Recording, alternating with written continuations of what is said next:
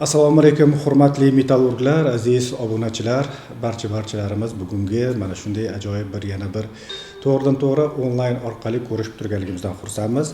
Demak, bugungi mavzuyimiz kombinat budjetini samarali rejalashtirish va nazorat qilish mavzusida bo'ladi. Demak, bugungi mehmonlarimiz O'zmedkombinat aksiyadorlik jamiyatining bosh buxgalteri Bahodir Eshonxo'jayev, shuningdek, kapital bozorlar bilan ishlash boshqarmasi boshlig'i Timur Sharafulin hamda investitsiya loyihalarini monitoring qilish bo'limi boshlig'i Dilmurod Mirahimovlar bo'ladi. Demak, hurmatli kuzatuvchilar, agar sizlarda ham savollar bo'ladigan bo'lsa, mavzu yuzasidan albatta bizga ana shu savollarni ijtimoiy tarmoq orqali yo'llashingiz mumkin bo'ladi. Demak, biz boshlaymiz. Birinchi savolimiz quyidagicha bo'ladi va bugungi kunda yaqinda ishga tushirilishi ko'zda tutilgan quyi prokatlash majmuasining asosiy texnik imkoniyatlari, ish quvvati va maqsadlari haqida avvalambor qisqacha ma'lumot berib o'tsalaring. Assalomu alaykum hurmatli tinglovchilar. Bizning loyihamizni nomi quyi prokatlash majmuasini qurish.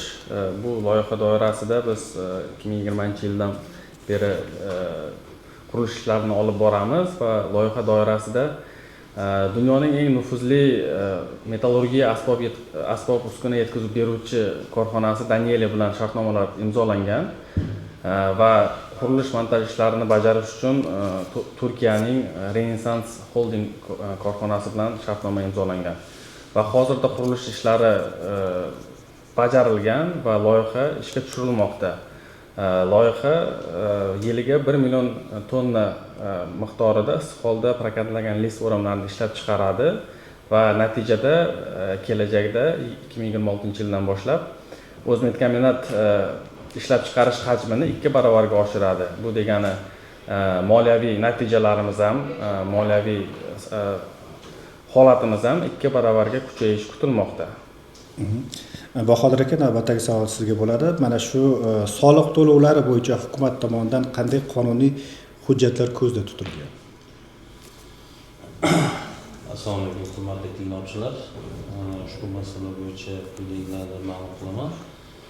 Albatta, O'zmedkombinatda soliq to'lovlari bo'yicha bu aksiyadorlik jamiyati bo'lganligi sababli hozircha O'zmedkombinat o'zi uchun hamma boshqa soliq to'lovchilar singari bir xilda imkoniyatlar yaratilgan, ya'ni alohida qanaqadir shartlar asosida imtiyozlar yoki qanaqadir preferensiyalar belgilanmagan. O'zmedkombinat ham hamma qatori har bir soliq to'lovchi singari har bir soliq bo'yicha o'z vaqtida to'lovlarni amalga oshirib keladi. Endi bunda bizda mana shu quyi prokatlash majmuasini barpo etishda bunda juda katta birlamchi kapital talab qilinganligi sababli hamda ushbu loyihani to'liq qoplashga olib chiqish hamda xarajatlarni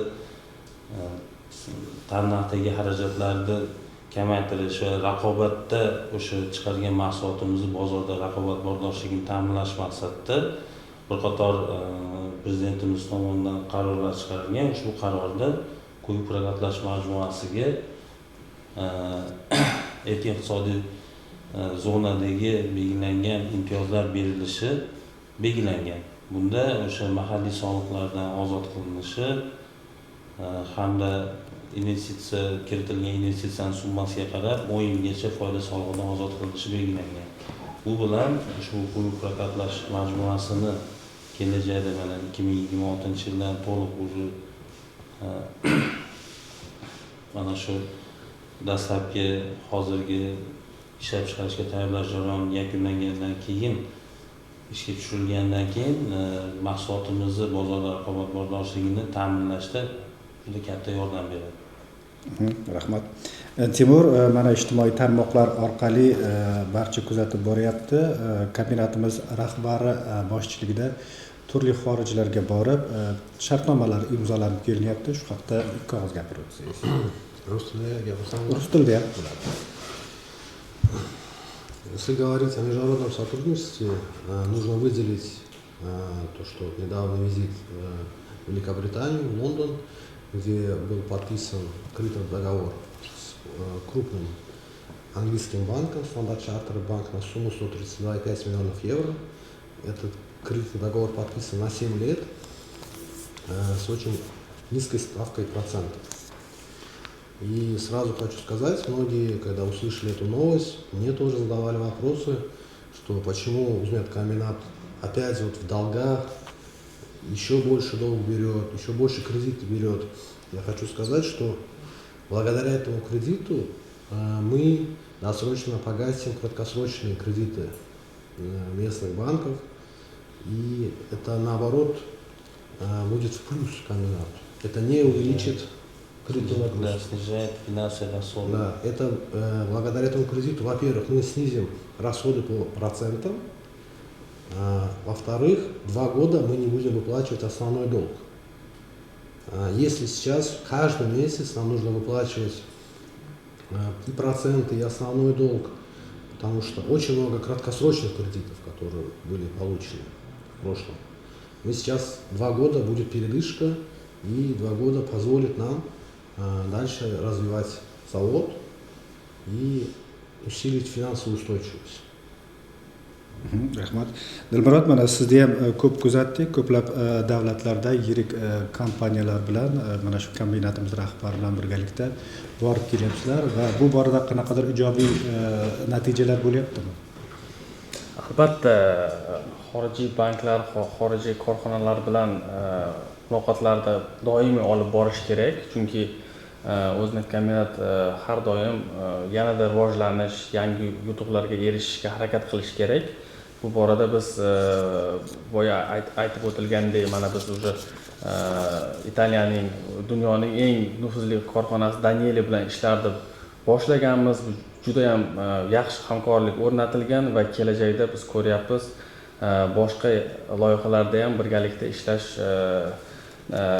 niyatlar mavjud.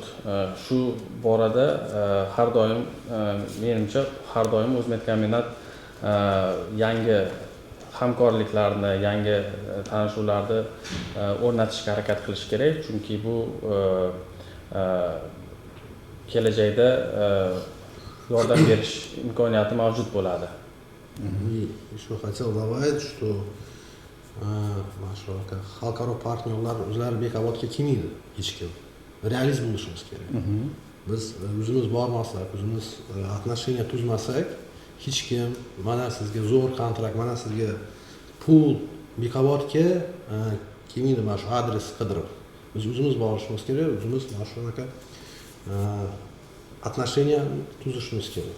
Masalan, hozir уже Londonga borgandan keyin Londonda уже biladi, O'zmedkombinat nima, qayerda joylashganini biladi. Biz bormaganda hech kim bilmasdi. Kimligimizni, tariximizni biladi, ishchilarimizni biladi, shuncha ishchi ishlab kelayotganligini, shu Bekobod shahri borligini va O'zmedkombinatni shu Bekobod shahrida o'z o'rni borligini barcha butun dunyoda xalqaro banklar, har xil tashkilotlar ma'lumotga ega. Bu esa O'zmedkombinat brendini yanada targ'ib qilishga yordam beryapti bizga jahon bozorida. Tushunarli. Endi o'z-o'zidan yana quyi prokatlash majmuasiga qaytamiz. Loyihani moliyalashtirilishi umumiy rejaga qanday darajada mos bo'ldi va mablag'larni o'zlashtirish jarayonida qiyinchiliklar kuzatilmadimi?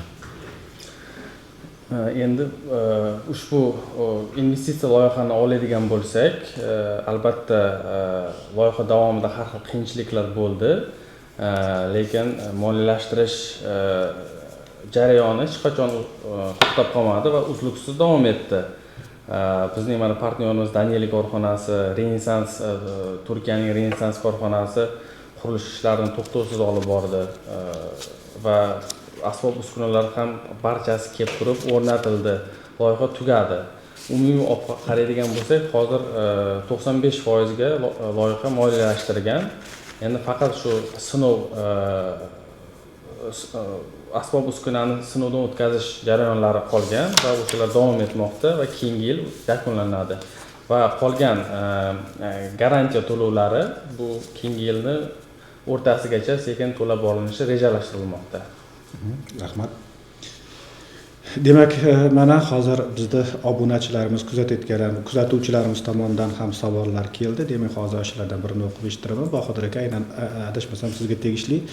Xodimlarga oylik hisobdan qarz berish haqida ham to'xtalib o'tsalar deyishibdi. Xodimlarga oylik hisobdan qarz berish masalasida shuni ma'lum qilamanki, 2023-yilda fevral oyida tegishli kombinat buyrug'i bilan yo'riqnoma qabul qilingan. Bu yo'riqnomaga asosan, ya'ni xodimlarga oylik hisobidan qarz berish masalasi asosan ijtimoiy masala bo'lib, ya'ni xodimlarga hozirgi paytda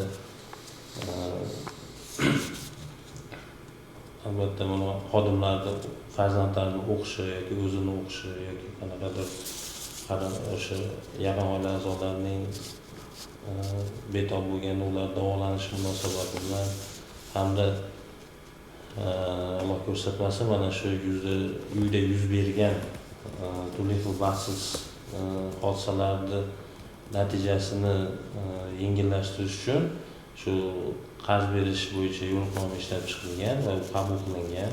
Ushbu yo'riqnomaga asosan xodimlarga mana shu 3 yo'nalish bo'yicha, ya'ni o'qitishga, o'zini o'qishi yoki farzandini o'qishiga hamda farzandini ota-onasini yoki o'zini davolanishiga hamda shu uyda shunaqa o't ketib yong'in bo'lgan holatlarda qarz berish nazarda tutilgan. Ushbu yo'riqnomaga asosan qarz berish albatta o'zbek kombinati finansiy moliyaviy imkoniyatlaridan kelib chiqqan holda amalga oshiriladi.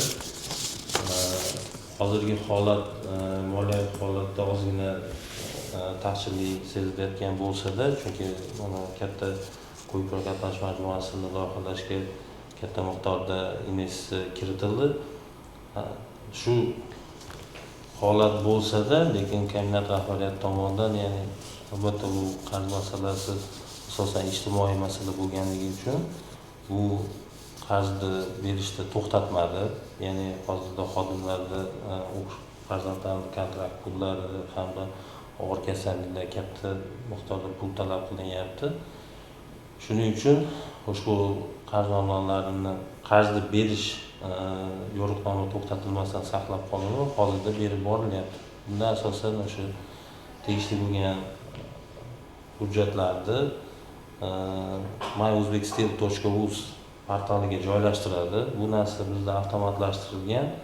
Bizda ADNS dasturiy tizimiga u avtomatik tarzda ko'rinadi. O'sha buyruq bo'yicha tashkil qilingan komissiya tomonidan ko'rib chiqilib, mana shu qarz shartnomalar rasmiylashtiriladi hamda tegishli yo'nalish bo'yicha o'qishlarga, tibbiyot muassasalariga agar uyda yong'in bo'lgan bo'lsa, o'sha plastik kartalarga o'tkazib beriladi va shunday narsa amalga oshirib kelinyapti. Rahmat. Bugungi kunda mana shu quyi prokatlash majmuasining qurilishi qaysi bosqichda?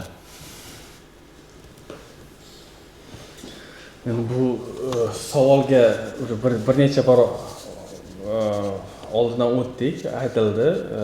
Loyihamiz o'sha yakuniy jarayonda joylashgan. Aytib o'tilgandek, sinov asbob uskunani ishga tushirish sinovlari o'tkazilmoqda hozir Danieli korxonasi tomonidan va shu bois o'zbek kombinatining xodimlari ham Danielini o'sha xizmat davri uchun olingan mutaxassislar bilan birgalikda ishlab, o'sha sinov jarayonlarini ko'rib, asbob uskunani qanday ishlatish yo'llari bilan tanishib o'tilmoqda. Bu nima uchun kerak? Keyinchalik o'sha Danielini ekspertlari desak ham bo'ladi. Ketganda bizni mutaxassislar o'sha yangi eng oldi texnologiyadan tashkil topgan bu asbob uskunani to'g'ri ishlatishni bilishi va o'rganish uchun yaratilgan imkoniyat hisoblanadi. Shunga keyingi yilni boshiga sinov jarayonlarini yakunlash rejalashtirilgan va ishlab chiqarish kutilmoqda. Mana shu majmuani texnologiyalari qaysi mamlakat tajribasiga asoslangan? Qurilishda. Italiya. Italiya. tushunarli. Demak, navbatdagi savol yana kuzatuvchilarimizdan kelibdi. Yangi loyihada hisobini yuritish ishlari bo'yicha qanday ishlar amalga oshirilmoqda? Bu savolga men javob beraman. Yangi loyihani ishlab chiqarilib to'liq ekspluatatsiyaga topshirilgandan so'ng albatta u yerda tegishli tartibda endi hozir ham hisobi yuritiladi, lekin hozirda bu как investitsion loyiha sifatida ucheti yuritilyapti. Endi bu narsalar ekspluatatsiyaga qabul qilingandan keyin shu kompleks o'zida SPC hamda prokatlash majmuasini birlashtirgan holatda kompleks qurilgan. SPC ya'ni elektrda po'lat quyish, ikkala sex bitta majmuada joylashganligi uchun bizda masalan bu ushbu sexlar O'zbekkombinati o'zida alohida yo'nalishda yuritilgani uchun ularni har birida alohida 3 nafargacha buxgalter hamda hisobchilar bu yerda faoliyat yuritadi, ularni hisobini yuritish uchun. Bu quyi prokatlash majmuasida bo'lsa, bu yerda hozirgi oxirgi mana shu Italiyani Danieli kompaniyasini oxirgi texnologiyalari bilan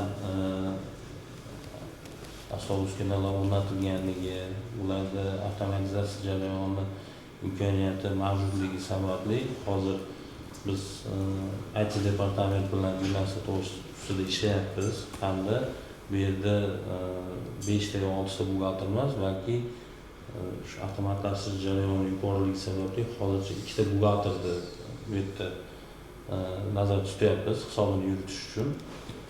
Chunki ko'p asosiy operatsiya biznes jarayonlar avtomatlashtirilganligi bu narsani imkoniyatini beryapti.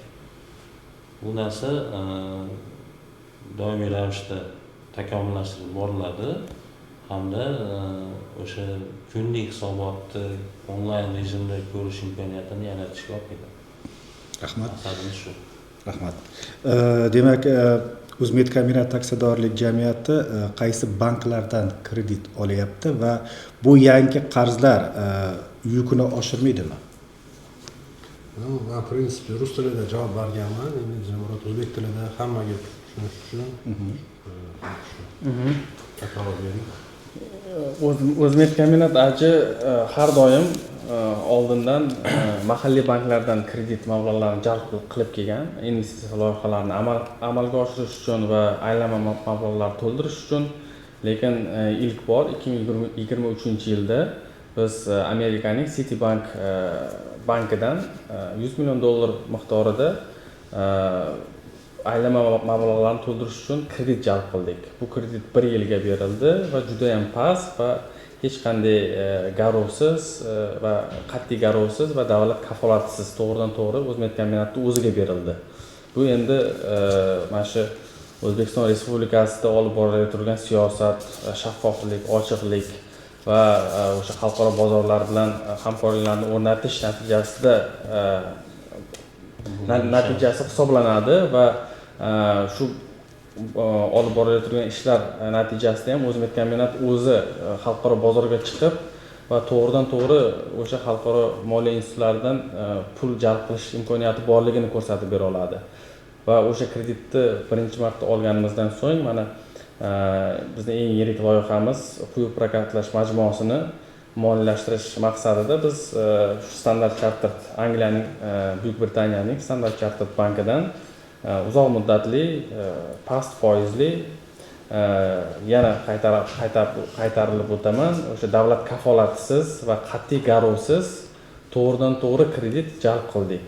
Bu endi juda katta yutuq hisoblanadi va o'sha kredit oldin aytib o'tildi, albatta bu kredit umumiy qarz yukini oshirish uchun emas, balkim o'sha qarz bizning qarzimizdagi bo'lgan yuqori foizli va qisqa muddatli kreditlarni muddatdan oldin to'lab berish uchun olindi.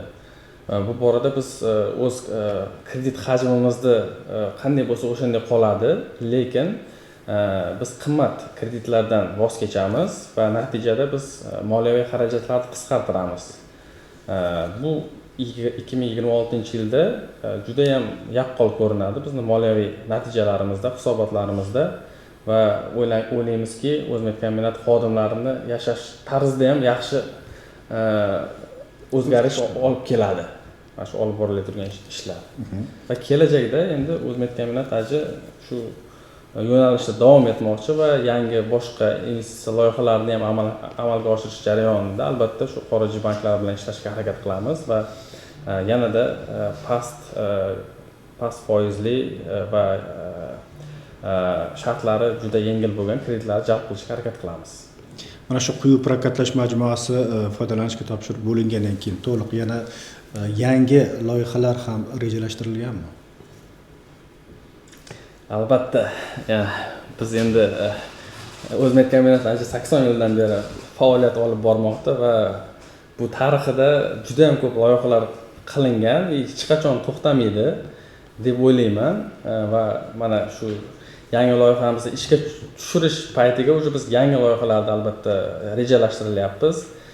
Buni birinchisi to'g'ridan to'g'ri tiklangan temir ishlab chiqarishni tashkil qilish loyihasi.